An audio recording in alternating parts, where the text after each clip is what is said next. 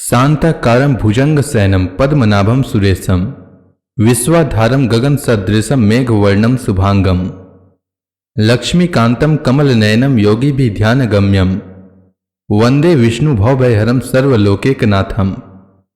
मंगलम भगवान विष्णु मंगलम गरुड़ध्वज मंगलम पुंडरीकाक्ष मंगलाय तनोहरि। ओम नमो भगवते वासुदेवाय। आज का दिन आप सभी के लिए मंगलमय हो। आज मैं कार्तिक मास की कथा का 18वां अध्याय सुनाने वाला हूं। शास्त्रों के अनुसार कार्तिक माह में प्रतिदिन स्नान करना चाहिए और भगवान विष्णु, माता लक्ष्मी एवं तुलसी माता की पूजा करनी चाहिए। साथ ही कार्तिक मास में भगवान विष्णु की कल्याणकारी कथा का पाठ अथवा श्रवण करना चाहिए।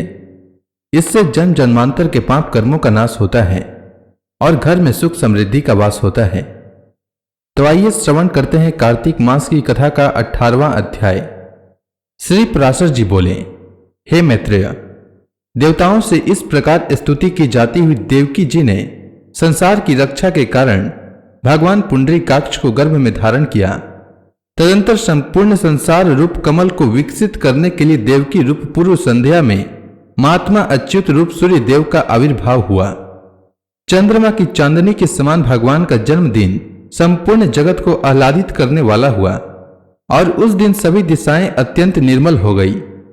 श्री जनार्दन के जन्म लेने पर संत जनों को परम संतोष हुआ। प्रचंड वायु शांत हो गया तथा नदियां अत्यंत स्वच्छ हो गई।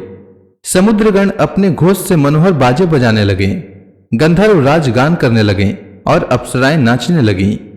श्री जनार्दन के प्रकट होने पर आकाशगामी देवगण पृथ्वी पर पुष्प बरसाने लगे तथा शांत हुए यज्ञाग्नि फिर प्रज्वलित हो गए। हे द्विज, अर्धरात्रि के समय सर्वाधार भगवान जनार्दन के आविर्भूत होने पर पुष्प वर्षा करते हुए मेघगण मंद मंद गर्जना करने लगे। उन्हें खिले हुए कमल दल किसी आभा वाले चतुर्भुज और वक्ष स्थल में श्री वत्स चिन्ह सहित उत्पन्न हुए देख वासुदेव जी स्तुति करने लगे। हे द्विजोत्तम, महामती वासुदेव जी ने प्रसाद युक्त वचनों से भगवान की स्तुति कर कंस से भयभीत रहने के कारण इस प्रकार निवेदन किया। वासुदेव जी बोले, हे देव देवेश्वर, यद्यपि आप प्रकट हुए हैं तथापि हे देव, मुझ पर कृपा करके अब अपने इस शंख चक्र गदाधारी दिव्य रूप का उपसंहार कीजिए। हे देव, यह पता लगते ही कि आप मेरे इस गृह में अवतीर्ण हुए हैं, कंस इसी समय मेरा सर्वनाश कर देगा। देवकी जी बोली, जो अनंत रूप और अखिल विश्व स्वरूप हैं, जो गर्भ में स्थित होकर भी अपने शरीर से संपूर्ण लोकों को धारण करते हैं तथा जिन्होंने अपनी माया से ही बाल रूप धारण किया है, वे देव देव हम पर प्रसन्न हो। हे सर्वात्मन, आप अपने इस चतुर्भुज रूप का उपसंहार कीजिए। भगवान, यह राक्षस के अंश से उत्पन्न कंस आपके इस अवतार का वृत्तांत न जानने पावे। श्री भगवान बोले, हे देवी, पूर्व जन्म में तुमने जो पुत्र की कामना से मुझसे प्रार्थना की थी, आज मैंने तेरे गर्भ से जन्म लिया है, इससे तेरी वह कामना पूर्ण हो गई। श्री पराशर जी बोले, हे मुनिश्रेष्ठ, ऐसा कहकर भगवान मौन हो गए तथा वासुदेव जी भी उन्हें उस रात्रि में ही लेकर बाहर निकले। वासुदेव जी के बाहर जाते समय कारागृह रक्षक और मथुरा के द्वारपाल योग निद्रा के प्रभाव से अचेत हो गए। उस रात्रि के समय वर्षा करते हुए मेघों की जल राशि को अपने फनों से रोककर श्री शेष जी वासुदेव जी के पीछे पीछे चले। भगवान विष्णु को ले जाते हुए वासुदेव जी नाना प्रकार के सैकड़ों भंवरों से भरी हुई अत्यंत गंभीर यमुना जी को घुटनों तक रखकर ही पार कर गए। उन्होंने वहां यमुना जी के तट पर ही कंस को कर देने के लिए आए हुए नंद आदि वृद्ध गोपों को भी देखा। हे मैत्रेय, इसी समय योग निद्रा के प्रभाव से मनुष्यों के मोहित हो जाने पर मोहित हुई यशोदा ने भी उसी कन्या को जन्म दिया। तब अतिशय कांतिमान वासुदेव जी भी उस बालक को सुलाकर और कन्या को लेकर तुरंत यशोदा के शयन गृह से चले आए। तब यशोदा ने जागने पर देखा कि उसके एक नील कमल दल के समान श्याम वर्ण पुत्र उत्पन्न हुआ है, तो उसे अत्यंत प्रसन्नता हुई। इधर वासुदेव जी ने कन्या को ले जाकर अपने महल में देवकी के शयन गृह में सुला दिया और पूर्ववत स्थित हो गए। हे द्विज, तदंतर बालक के रोने का शब्द सुनकर कारागृह रक्षक सहसा उठ खड़े हुए और देवकी के संतान उत्पन्न होने का वृतांत कंस को सुना दिया।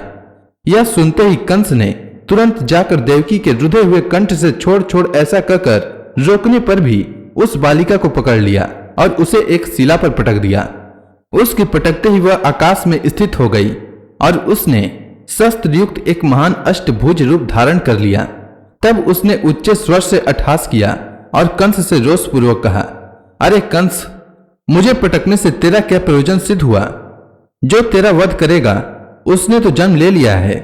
देवताओं के सर्वस्व वे हरि ही तुम्हारे पूर्व जन्म में भी काल थे।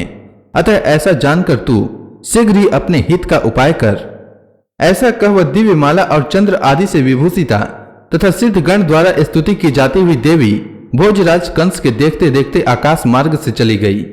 श्री पराशर जी बोले, तब कंस ने खिन्न चित्त से प्रलंब और केसी आदि समस्त मुख्य असुरों को बुलाकर कहा।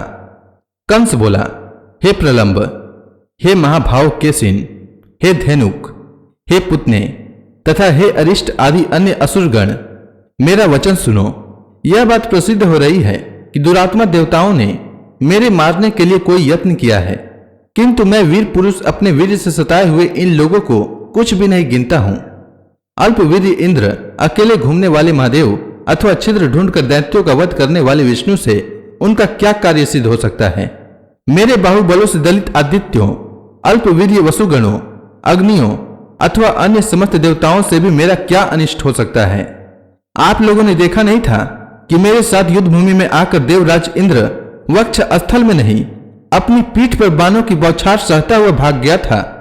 जिस समय इंद्र ने मेरे राज्य में वर्षा का होना बंद कर दिया था, उस समय क्या मेघों ने मेरे बाणों से बिंद कर यथेष्ट जल नहीं बरसाया? हमारे गुरु जरासंध को छोड़कर क्या पृथ्वी के और सभी नृपगण मेरे बाहुबल से भयभीत होकर मेरे सामने सिर नहीं झुकाते?